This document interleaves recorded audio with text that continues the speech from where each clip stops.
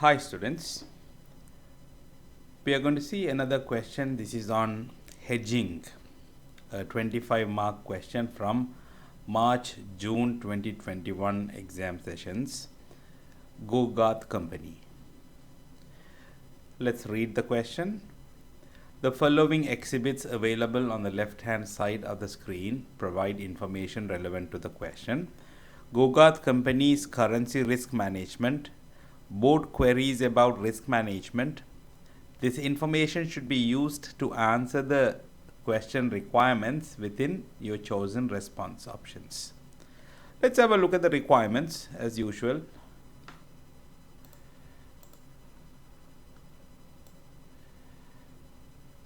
Right, these are the requirements. Advise Gogarth Company on and recommend an appropriate hedging strategy for its US dollar cash flows on 31st August. Include relevant calculations. So that is a typical hedging requirement. They might have given information about few hedging strategies, like forward contracts could be there, hedging futures could be there, options could be there, money market hedging would be there. So some hedging details are going to be there. We will apply all the hedging techniques one by one, find out the outcomes in each of them, and finally we will write a recommendation based on the number as well as the cons and pros of each method. We will give one recommendation. 15 marks. You must be happy if you see something like this, because this is what you really practice well. Must be an easy go 15 marks. Then part B. Discuss the advantages and disadvantages for Gogarth Company in using exchange traded currency options compared with using over-the-counter currency options. Advantages and disadvantages of exchange traded options versus OTC options, over-the-counter options. We usually discuss frequently about this in the classes when we discuss the theory. Shouldn't be difficult. Discuss the role of Gogarth Company's treasury function in relation to the management's economic risk. We study what is economic risk, but this question we might not have directly answered in the classes, how treasury function should attend, how they should deal with economic risk. We have indirectly discussed this in different areas. Anyway, we will see. Now let's go up. Right. Gogarth Company's currency risk management. Gogarth Company is an electrical equipment manufacturer based in Malaysia looking to develop its operations abroad. One of its biggest sales markets is USA, and Gogarth also imports components from the USA. Gogarth regularly hedges transactions in foreign currencies. It is currently 1st of May. Okay. On 31st of August. So how many months is that? May has to finish. Let me draw a line. Okay. Today is 1st of May. And it's going to be 31st of August is when they are receiving. So May has to finish. June, July, August. 4 months. Right. Okay. Company is due to pay $14.5 million to an American supplier and receive 37.4 million from an American customer on the same date. Guys, listen, on the same date you have a payment and a receipt. So if you are going to hedge, don't hedge them separately. You don't have to hedge this separately and this separately. We can get the net amount. We can match the receivables and payables since the date is same. See the remaining amount. In this case, receivable is bigger. So for the remaining receivable, we can do the hedging. Don't forget that. The following quotations have been obtained. Exchange rates. Spot exchange rate is given. 4 months forward rate is given. So one option we have here, one way of hedging is this forward contract. Next, currency futures. June futures, September futures are given. Let's see, when we do the calculations, we will see what we are going to do with each of them. There you go. Currency options are given. Nice. So there are 3 hedging techniques mentioned here: forward contracts, futures, and options. Let's read here. Futures and options contracts mature at the month end. The number of contracts to be used should be rounded to the nearest whole numbers in calculations. If the amount cannot be hedged using an exact number of futures or option contracts, the amount unhedged or amount overhedged should be hedged using forward market. For the purposes of calculations, it should be assumed that the options are exercised. See, these are usual assumptions we take when we deal with futures or options on futures. Many questions will give this straightforward. Some questions may not mention, then you can take these assumptions and do the calculations. If they ask you what are the assumptions you have taken in your calculation, you can write down all this. So this is one nice paragraph for you to remember the assumptions in futures calculations and option calculations that we usually assume. Go ahead. What next? Board queries about risk management. Head of Gogarth Company's treasury function gave a presentation about the treasury function and what it does to manage foreign exchange risk at the last board meeting. Directors have subsequently raised two questions. The marketing director has asked whether Gogarth Company should consider using over-the-counter currency options to hedge exchange rate risk. A new non-executive director has stated that he understands what the treasury function does in relation to management of transaction risk, but it's unclear on the treasury function's role in the management of economic risk. So the last two requirements, this 10-mark requirements, they have given a background. Okay, why that requirement has come. All right, fine. Let's go to the calculations.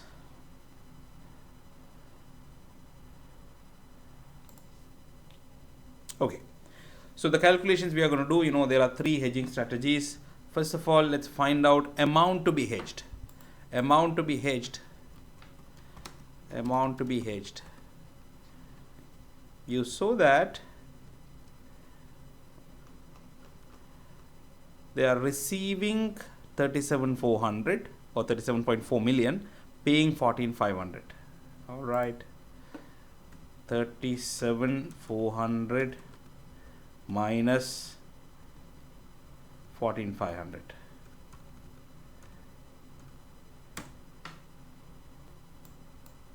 Right, that is the amount. It's a net receivable. Receivable is bigger, so it's net receivable, dollar receivable. Right, this is the amount they want to hedge. Let's take the first one, forward contract. Forward contract. First of all, understand this is a Malaysian company. Gogarth Company is in Malaysia. So when they receive US dollars, they don't have to keep these US dollars because the operational currency will be Malaysian ringgits. So what they have to do is to sell. This is what they have to do. They have to sell dollars and buy Malaysian ringgits. When they receive the US dollars, this company need not have US dollars because this is a Malaysian company. So the received US dollars, the moment they receive it, they will look to sell those dollars. So sell dollar and buy Malaysian ringgits. Just keep this in mind when we are deciding the exchange rates logically. We will have to use this. There are different formats, you just memorize and get the exchange rates. But I usually advise go with the logical approach. Okay, now forward rates. How have they given the forward rates?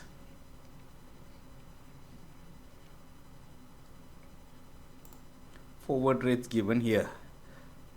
Dollar per ringgit 2370, 2374. Okay, they have given dollar 0.2370 to point 0.2374 per ringgit. Understand, company needs to buy ringgits. Here I said buy ringgit. So bank will always give it at the higher price. When you are going to buy, you pay higher price. That means this rate will be applicable. This rate will be applicable. When you are buying, you pay high. When you are selling ringgit, this is per ringgit, right? So this, always look at the denominator currency, per ringgit. So if you are going to buy ringgit, higher amount will apply.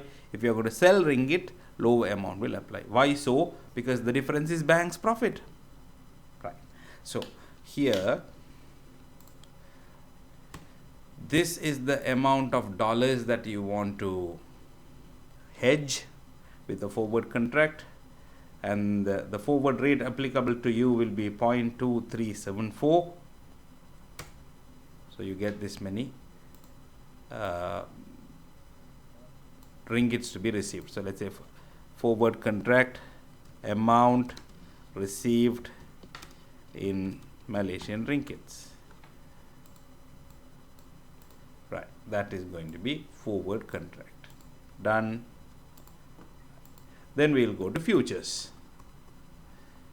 All these pen writings are just for your understanding. You don't have to include that in the answer. Right, whatever I am typing, you can have it in the final answer you are writing. These green writings are just to understand. Okay. Futures. So you know futures, we have a standard order, standard steps. First you decide the maturity, which futures you are going to take.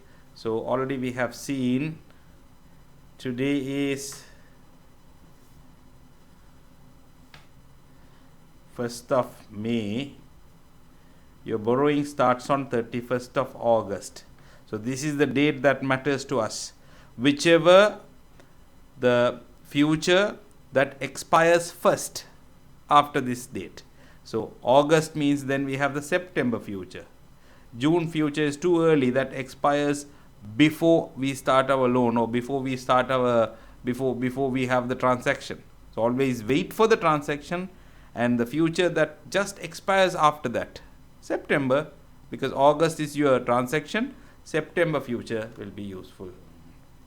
So let's say September futures, and September futures, let me write that, September futures. And you know the futures transactions, buy now, sell later, or sell now, buy later. So here how that should work, here this is, what is the size, look here, futures, MR 500,000, Malaysian ringgit 500,000. So these are ringgit futures, Malaysian ringgit futures. Go back to the question, Malaysian ringgit you want to buy, your requirement is buying Malaysian ringgit. So let's say here, buy MR futures, Malaysian ringgit futures with September expiry. Decide that first. So there are two things I decided here. Buy the futures with September expiry. September I already explained. Why buy? Why not sell? Because this is ringgit futures. Your requirement is to buy the ringgit. Look, buy the ringgit. That's why I did this working earlier. Buy the ringgit. So buy futures with September expiry. Then we need to find the number of futures contracts you need. Have a problem here. The transaction amounts are given in dollars, whereas the futures price or future size is given in ringgits. So this is in one currency, future size is in a different currency. I can't just divide it. If both are in dollars, I can divide it. If both are in ringgits, I can divide it. But this is in dollars, this is in ringgit. So what do? We need to convert this. Convert the amount, not this amount, the net amount that we want to hedge to ringgit, and then we will find the number of contracts. So how do we convert it? Let's see. Prepare the basis table, spot rate minus futures price. What is the spot rate today?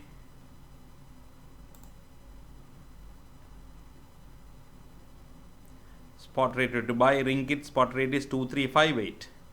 September futures 2378. 0.2358, 0.2378. Am I right? Once again, let's check. 2358, 237. Look at this once again. Spot rate I have taken. Why not this rate? Why this rate? Same argument I gave earlier. You want to buy ringgit, so higher price will apply. Right. September futures price is this. Get the difference between this. When is this? This is on 1st of May. 1st of May. The transaction is happening on 31st August. I'll have another column 1st of September. Why 1st of September? On 1st of September, your basis has to be 0. Basis has to be 0. Not 1st of September, 30th of September, end of September. 30th of September. Why September? Because it's September futures you are talking about. Okay. So 1st of May to 30th of September. From here to here, it's altogether 5 months. In that 5 months, am I right? Count it once again. May, June, July, August, September included. 5 months. And from 31st August to September, 1 month. So how do you find unexpired basis here? This basis 0.0020 divide by 5. So you know per month how much is the reduction in basis, and 1 month is there to expire. Multiply by 1. Divide by 5, that's the total duration until expiry, and unexpired period 1 month. That is what unexpired basis will be. This multiplied by 1 divided by 5. 0.0004 is what we get as unexpired basis. You don't necessarily have to do this table. I usually like this table because it's clear, you won't make mistakes. But if you look at the examiner's answers and all, they don't follow the table method. They just type it as unexpired basis and they do the calculation in one go. Basis today and unexpired basis. Have a look at this. Cool. So we have found the unexpired basis. How much is the unexpired basis? This one, 0.0004 with a minus sign. Then lock-in rate.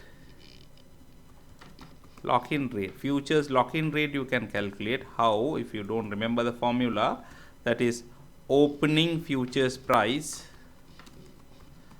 plus unexpired basis. You don't necessarily have to type this formula. I'm typing it for you to remember. Opening futures price is 0.2378 plus unexpired basis is this, that comes with a minus. Okay, just click the cell so Excel will deal with it. 0.2374. There is one small thing you need to check here. This answer cannot be in more than 4 decimals. Suppose if you have more than 4 decimals, let me expand the decimals and see how many decimals we get. Okay, in this case it's okay, only 4 decimals, after that everything is 0, so this is fine. Imagine if you had something like when you calculate, if you get an answer like this, 0.000425. If you had something like this, you can't have basis in more than 4 decimals. We call it ticks. Ticks, usually they define it. Assuming tick is 0.0001, then 5th decimal cannot be there. Then what you have to do, unexpired basis, manually you have to round it to 4 decimals and take it 0.0004. That is when, suppose when you calculate the unexpired basis, if you get the 5th decimal, don't have it, round it to the 4th decimal and take it. Most of the questions do not put you in trouble by giving like that, but better know this thing. Okay. So lock-in rate is this. Once again, see opening futures price, that's here 0.2378, today's futures price. Unexpired basis I calculated here 0.2374. Now using this rate, this is what? Dollar per Malaysian ringgit. Using this lock-in rate, convert this amount 22.9 million, convert this to Malaysian ringgits, then you divide by the contract size, so you can find the number of contracts. Let me see. Amount to be hedged in Malaysian ringgits. So amount to be hedged is here, this is in dollars, divide that by this rate 0.2374. You get this amount. This is the amount to be hedged in Malaysian ringgits. Now you can find the number of contracts. How do you find it? This amount divided by contract size was 500,000 here. Contract size ringgit 500,000. Now this is in ringgit. Contract size is also ringgit. You can divide it 500,000. 192.92. So let's say number of contracts in whole number 193. So there is a little bit of over hedging here. 192.9 is the correct size, but you can't have contracts in decimals, so we rounded to 193, that is rounded up. That means there is an over hedging. So how much is going to be the over hedged amount?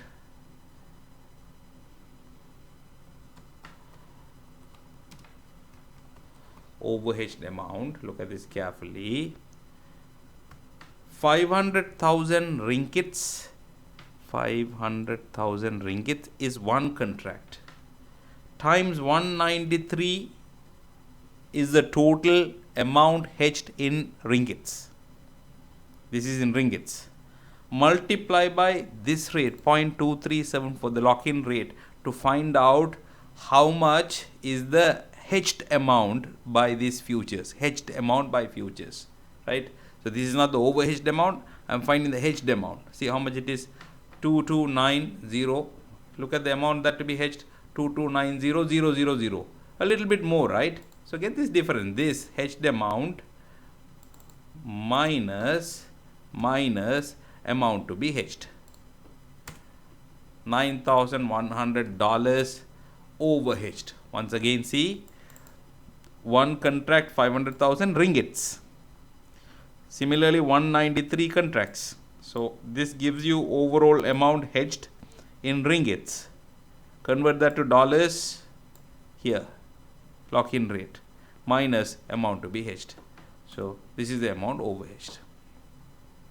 Right.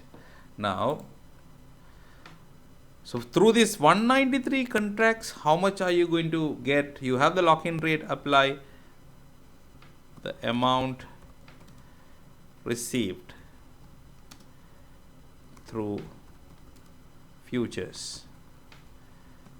Okay, so 193 futures. Again, see, effectively, the transactions are much more detailed, but effectively what you can assume, G company and the counterparty for each contract, G company gives dollars, counterparty gives them Malaysian ringgit. Effectively, this is the transaction, effectively. And each contract 500,000 ringgits are going to be given. Equivalent dollar amount has to be given back to the counterparty. 500,000 ringgit multiply by 0.2374. This much dollar should be given and ringgit will be received. Right? Similarly, 193 contracts we are going to do. 193 contracts we are going to do. So how much of amount will be received? Simple, 500,000 ringgits per contract times 193. This is the amount they receive.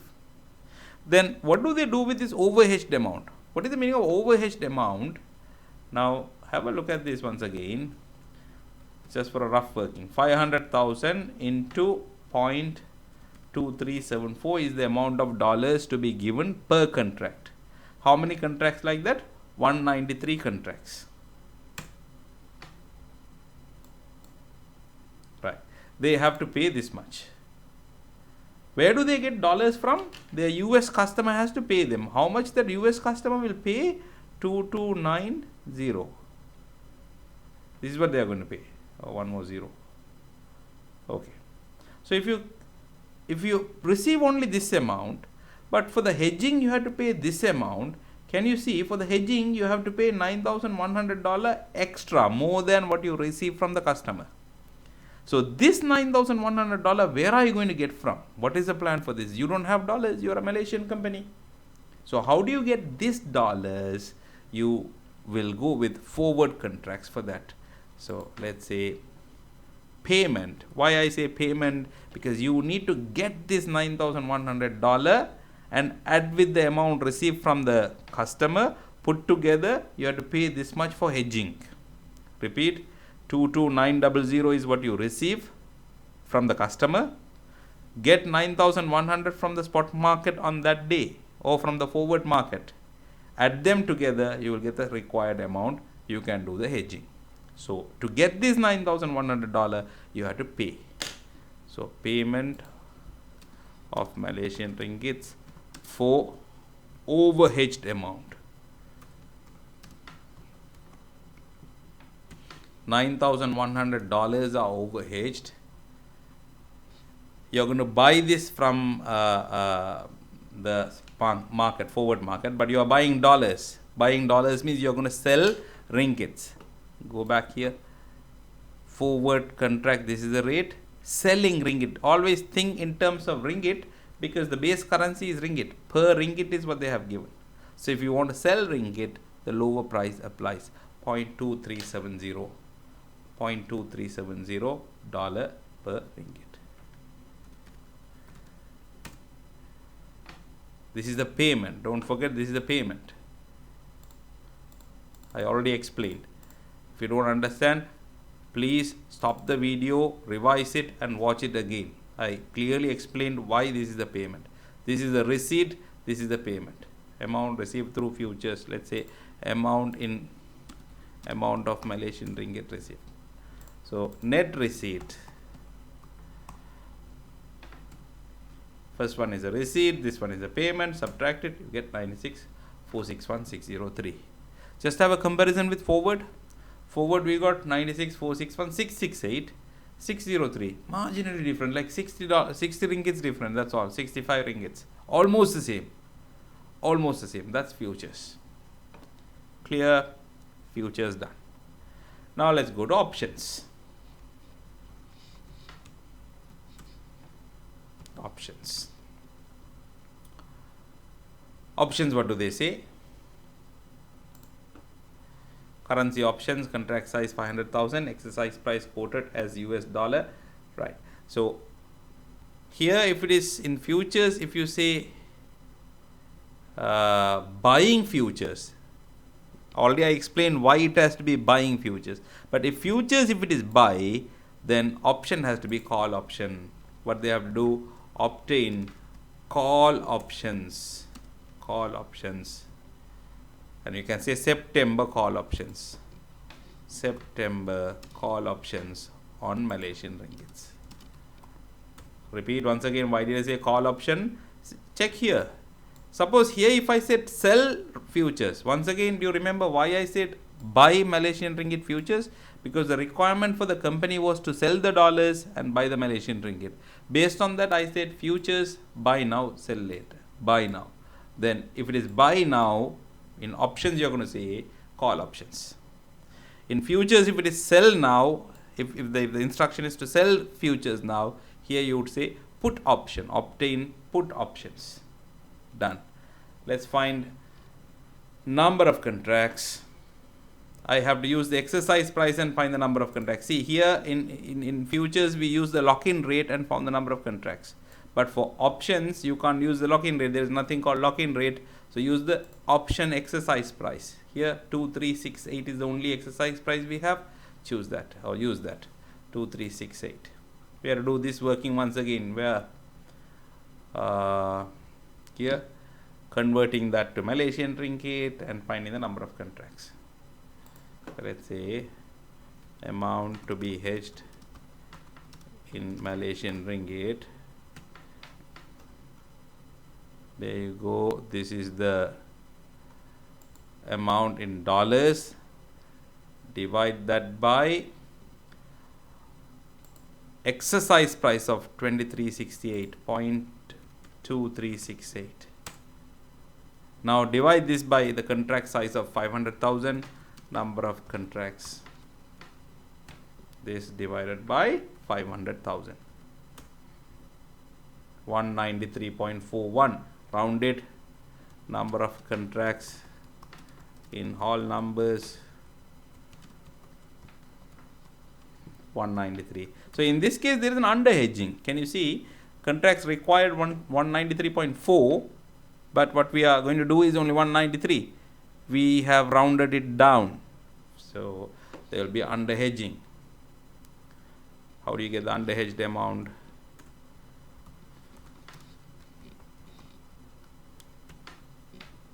Take this amount minus how much has been hedged. This time I'm subtracting the hedged amount because hedged amount is lower. How much is the hedged amount? 193 into 500,000. That is in ringgits. Exercise price 0.2368. Was it? Yes, 0.2368. This is in ringgits. Multiply 0.2368. $48,800 overhedged, underhedged rather, underhedged. That much dollars underhedged. Okay. So when they exercise the options, amount received from options, from exercising the option. Similar transaction like this, same as this, you give dollars and you get Malaysian ringgits. At what rate? At whatever the exercise price agreed, exercise price. Effectively, that is what is the transaction. That's not the straightforward transaction. Again, I'm repeating, that is not the straightforward transaction, but effectively, that is what the transaction will be. So, amount received in the from the exercising the option in Malaysian ringgits. Okay, 193 into 500,000. That's the amount you receive. Okay. Remember, there is underhedged amount. What is the meaning of this underhedged amount? So, see, to receive this amount, how many dollars you are going to pay? 500,000. This is for one contract, multiplied by 0.2368 is the amount of dollars you are giving for one contract. 193 contracts. Can you see this is smaller than the amount to be hedged? That means from the customer you receive how much? 2290. This is what you receive from the customer, 2290. Out of that, only this amount is covered by your hedging. The difference, that is what is this 48,800, is not hedged. So that you have to sell in the forward market. So when you are selling that dollar, you will receive ringgits. Underhedged amount of dollars you are selling in the forward market. So let's say receipt of Malaysian ringgit when selling the underhedged amount of dollars. You are selling dollars means you are buying ringgits. Buying ringgit means higher rate apply. 4 month forward buying ringgit, this rate will apply 2374. Because this is per ringgit, always think in the base currency.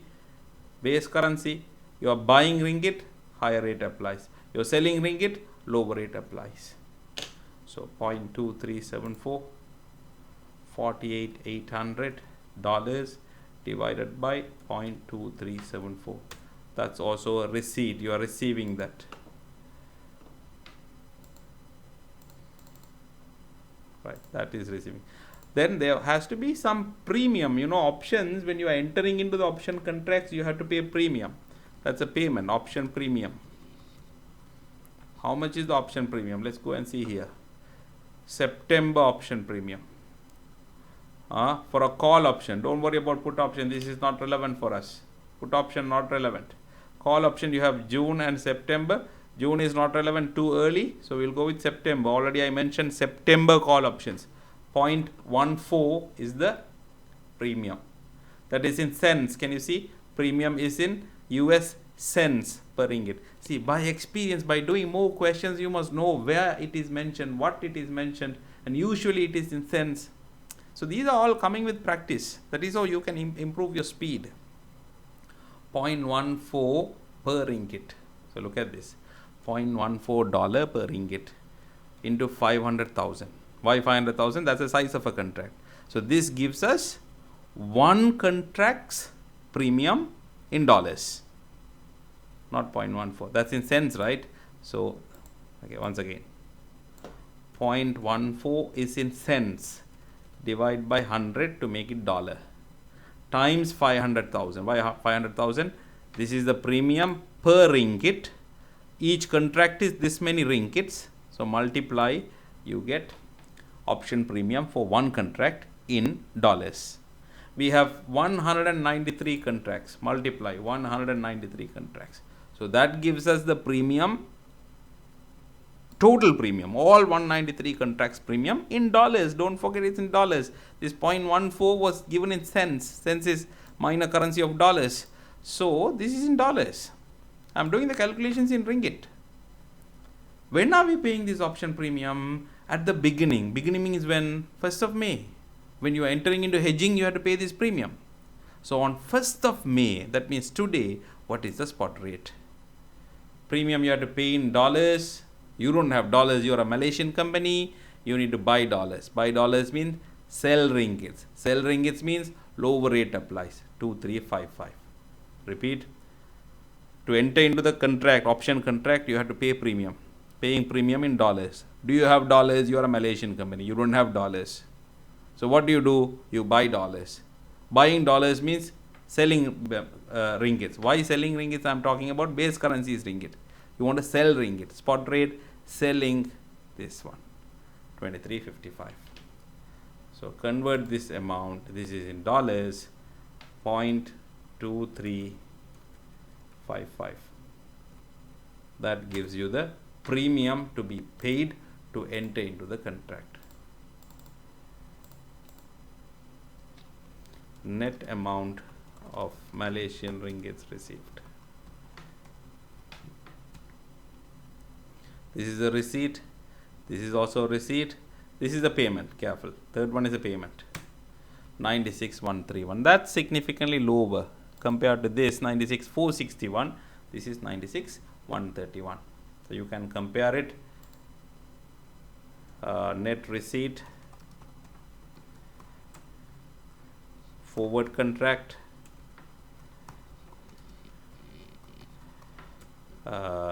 futures, options. Options, this is the amount we got. Futures, we got this figure. Forward contract was the first one. Here.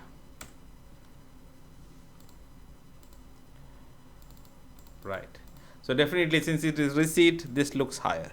But that's not the only thing we say when we give the conclusion which one to go with. We just give some advantages, disadvantages about other methods as well, and then advise them which one to go with. So definitely options looks expensive. That's the usual case. However, see, I'll tell you how you are going to formulate the answer, because they say calculate and recommend. So how are you going to give the recommendation? Right, let's say forward contract gives slightly or marginally better net receipt than futures. We will compare pair by pair. First, I'm going to compare these two and make a decision which one is better. Then I'll go and compare with options and say which one is going to be the final one. Futures have certain other disadvantages as well. What are the disadvantages of futures? You know, there is basis risk. What is basis risk? We assume the basis reduces in a linear manner. That's how we found this unexpired basis. Remember, we assume it goes to zero linearly. Every month equal amount it falls, which may not be the case in the reality. So that you have to explain. Basis risk, explain it. The basis may not reduce linearly. So there is a risk our calculations may be wrong. We may not receive what we are actually calculating now. That may not be the actual receipts. Basis risk is there. Then these futures are exchange traded instruments. When you say exchange traded instruments, there may be a requirement for an initial margin deposits, which may have opportunity cost. What is opportunity cost? You can invest somewhere else and you may earn interest or something, but when you lock up that money in the trading account, you don't receive any return for that. So initial margin deposit and margin requirements, those expenses are going to be there, which are not considered here.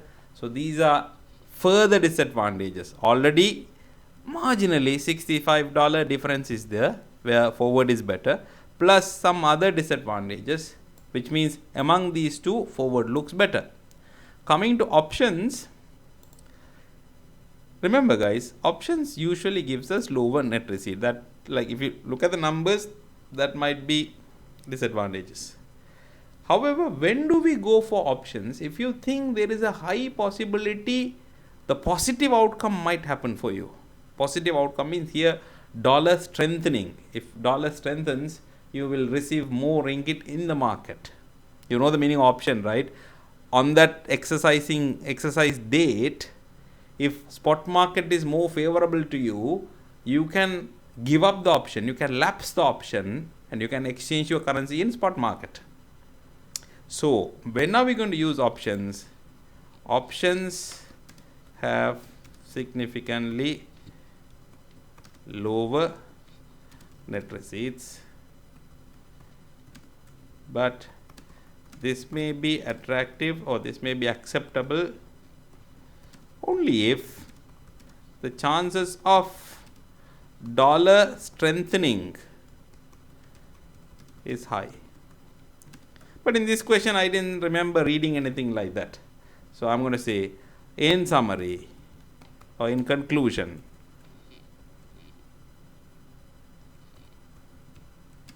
Gogarth company should hedge the net receipts of dollars using forward contracts. In this meaning, you have to write a recommendation as well. So please avoid writing recommendations straight away by looking at the numbers. Even now when I do marking, I see students writing forward contract gives higher amount, so it's better. No. You have to analyze a little bit further, discuss about couple of more points, and then you have to give the recommendation, because you are at a level, professional level, where you don't give recommendations merely based on numbers. So analyze the other factors as well. 15 marks, that shouldn't be hard. Part B. Discuss the advantages and disadvantages of using exchange traded currency options and compared with using over the counter options. Okay, so this you will be writing in the word processor, but anyway, I'll just continue here. Part B. Advantages of exchange traded options. There are multiple advantages of exchange traded options. What are the advantages? First one, less risk. You have to elaborate these points. I'm just briefly mentioning it here. When you're writing the answer, you have to elaborate why it is less risk. Counterparty risk is minimized. Why? Exchange traded. The transactions are transactions as well as parties are going to be regulated by the exchange. So there will be margin requirements. If one party makes loss, they will have to, or their deposit will be deducted. If they are not able to do a top-up deposit, the margin call, if they can't do that, then the position will be closed. So there are so many mechanisms to ensure counterparty risk is minimized. So definitely less risk is an advantage of exchange traded options. What other points we are going to say as advantages of exchange traded options compared to over the counter option? Since it is exchange traded, what is the meaning of over the counter? It's a like tailor-made contract for your requirement, one-to-one contract. You and the counterparty, it's a one-to-one contract which is not at all traded anywhere. So compared to that, this one, you can get rid of the contract anytime. Meaning, you don't necessarily have to wait until 31st of August to make a decision. Earlier itself, you think the rates are much more favorable, you don't want to hold this contract, sell it early, you are anyway in the market, isn't it? So, can be exercised even before the expiry. You call it American options, American style options or American options. That means you don't have to exercise only on that particular day. Any day before that expiry date also it can be exercised, which is the flexibility for the company. Suppose you see a benefit of doing that early, you can do it. Whereas the over-the-counter options do not give you that flexibility. Then another one, see, it is exchange rate option, means there is no bargaining you have to do, there is no negotiation you have to do, it's just available on the market. It's like going to a supermarket, hypermarket and buying goods. There's no negotiation, there's no bargaining, it's readily available off the shelf. You just take it and come on the shelf. So readily available, no bargaining or no negotiation required. Because when you go for negotiation, sometimes rate can be favorable, unfavorable, everything is there. So these are advantages of exchange traded option compared to OTC. Then disadvantages. One of the main disadvantages is there are going to be initial margin deposits, margin requirements. Meaning what? You have to deposit certain amount and you have to keep that amount blocked in your trading account until you finish your position. So that amount will have an opportunity cost. Second one, you can't exactly match your hedging requirement. You saw in futures and options we had overhedged, underhedged amounts for which we had to find another hedging strategy. So that is a hassle. We can say cannot exactly match the requirement due to standard size. You had to elaborate it. You are not going to write it in bullet points like this. I'm just giving you the points that you can discuss in the answer. That's disadvantages. What else can we say? Currencies. What currencies? In this case, it may not be a significant problem because your other currency is dollar. So dollar futures, dollar options are available everywhere. But if the company has plans to enter into other markets where you may have to deal with any unpopular currencies, any different currencies, sometimes the exchange traded options may not be available. Then you will have to go with over-the-counter options only. So OTC options are usually available in a wide range of currencies, whereas exchange traded options are not as much as OTC options. That also you can include as a disadvantage of exchange traded options. 5 marks, 5 points, you will get 5 marks. 3 advantages, 2 disadvantages, or 2 advantages, 3 disadvantages, 5 points, 5 marks. Part C. Discuss the role of Gogarth Company's treasury function in relation to the management of economic risk. So first of all, let's define what is economic risk. You remember when it comes to exchange rate risk, we study about 3 different risks. Transaction risk, that's what we have been dealing with so far. The hedging and all we did for transaction risk. What is transaction risk? In exchange rates, you say transaction happens on one day, settlement happens on another date. In between, if the exchange rates fluctuate, the company is exposed to gain or loss, transaction risk. Then translation risk, if you have foreign assets or foreign liabilities, time to time when you are doing the consolidation, when you are translating them to the current, your reporting currency, if the exchange rate have changed, then that will have a gain or loss on the value reported, which is translation loss. What is economic risk? Economic risk. Economic risk means due to the change in exchange rates, the company's cash flows might be affected. If cash flows are affected, the valuation of the business is going to be affected. which will affect the share prices and all that. This is what you call economic risk.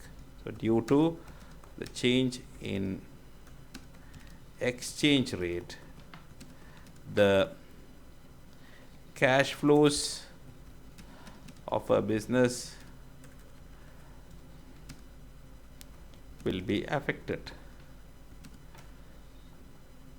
See, cash flows being affected, there are multiple ways it can be affected. One is you are buying from foreign suppliers, so the cost is affected. One, you are selling to the foreign customers and you are billing it in the foreign currency, so the amount you receive is going to be affected. Sometimes, you are not directly affected, indirectly you are affected. How? You have a competitor who is manufacturing in a foreign country and he is bringing the product here. So in the foreign country, if the exchange rate, if their currency appreciates, if they become, or rather depreciates, then when they bring the product here, they may be able to sell at a lower price. Imagine, think about a scenario like this. A company making the products in UK, where pound is the currency. Let's say cost of the product is £5. 5 pounds. Right. Now he is bringing it to a country where initially the exchange rates are whatever the currency. Let's say, okay, Malaysian ringgit or some other currency. I don't know the exchange rate of ringgits per pounds right now. Some other currency, let's say X currency, X. Let's say it was 20 per pound. So initially 20 into 5, he is going to bring it to 100 X currency. Right. Now, let's say this pound weakens, UK currency where they are doing the manufacturing, it weakens. Still the cost remains 5. Suppose if all the other resources they used for manufacturing are UK resources, cost will remain at 5 itself. But since pound has weakened, this is not going to be 20 anymore. This is going to be X15 per pound. Pound has weakened, right? 20 has become 15. Now 5 pounds into 15, 75. He will be able to bring the same product, same quality for 75 X currency and sell it here. This is your competitor. Competitor's price have gone down. You will not be able to reduce your prices because you are in this economy. Nothing has affected you. Only UK pound has gone down. You understand? So when competitor reduces the prices because of these reasons, you will lose in the market competition, which will also have impact on your cash flow. So like sometimes students argue, okay, if the company is totally locally manufacturing, locally selling, they are not exposed to economic risk. No, this way they will still be exposed to economic risk if they have competitors who manufacture abroad and bring the product here. Okay, so coming back, due to the change in exchange rates, the cash flows of a business will be affected. Value of a business is present value of future cash flows. If cash flows are going to be affected, valuation will be affected. This will affect the valuation of the business. This risk is economic risk. So first let's define it. What is economic risk? Then what can the treasury function do about it? So basically it's a risk management question. What do you do with this risk? So what the treasury function can do, the usual approach. What is the usual approach? First, risk evaluation, and then risk management. So in risk evaluation, you have to continue writing.